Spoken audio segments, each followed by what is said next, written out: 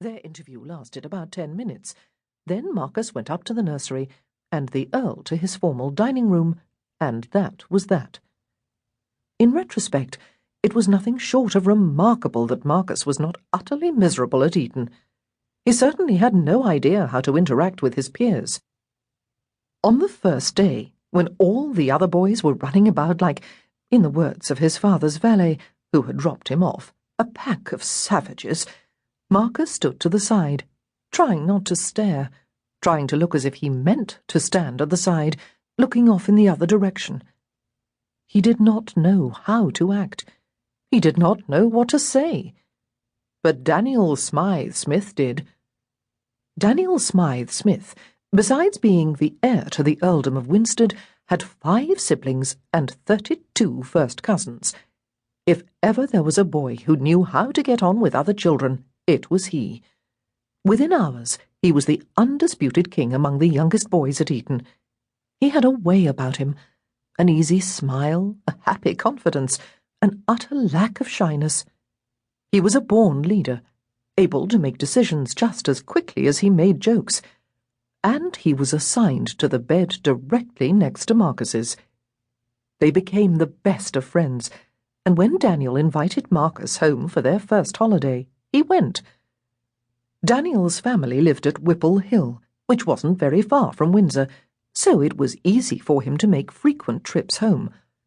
Marcus, on the other hand, well, it wasn't as if he lived all the way in Scotland, but it did take more than a day to get back to the northern reaches of Cambridgeshire. Plus, his father had never gone home for the minor holidays, and saw no reason why his son should do so either. So, when the second holiday came up, and Daniel invited Marcus again, he went. And then again. And again. And again, until Marcus was spending more time with the Smythe-Smiths than he did with his own family.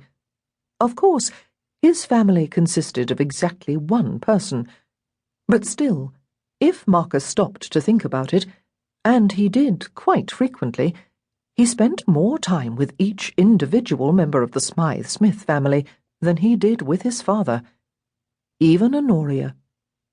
Honoria was Daniel's youngest sister. Unlike the rest of the Smythe-Smiths, she had no siblings close to her own age. She hung off the end of the family by a good 5 years, a presumably happy accident to cap off Lady Winstead's marvellous procreative career. But 5 years was a large gulf, especially if one was but 6 years old, which was Honoria's age when Marcus first met her.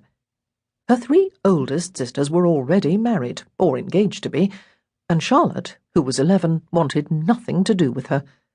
Neither did Daniel, but absence must have made Honoria's heart grow ridiculously fond, because when he was home from school, she followed him around like a puppy.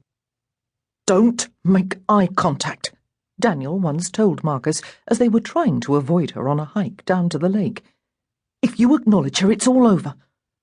They walked purposefully, heads forward. They were going fishing, and the last time Honoria had joined them, she had dumped out all the worms. "Daniel!" she yelled.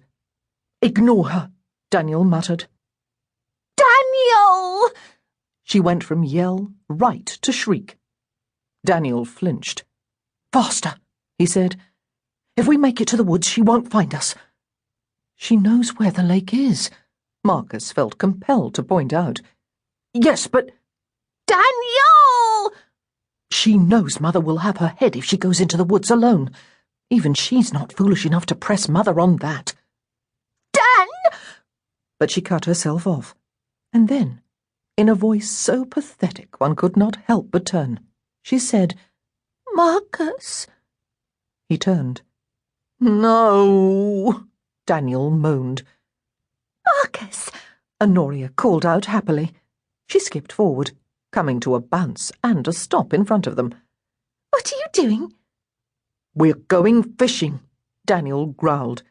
"And you're not coming." "But I like to fish." "So do I. Without you." Her face screwed up. "Don't cry," Marcus said quickly. Daniel was unimpressed. "She's faking." "I'm not faking." Their interview lasted about 10 minutes. Then Marcus went up to the nursery, and the Earl to his formal dining room, and that was that. In retrospect, it was nothing short of remarkable that Marcus was not utterly miserable at Eton. He certainly had no idea how to interact with his peers. On the first day, when all the other boys were running about like, in the words of his father's valet, who had dropped him off,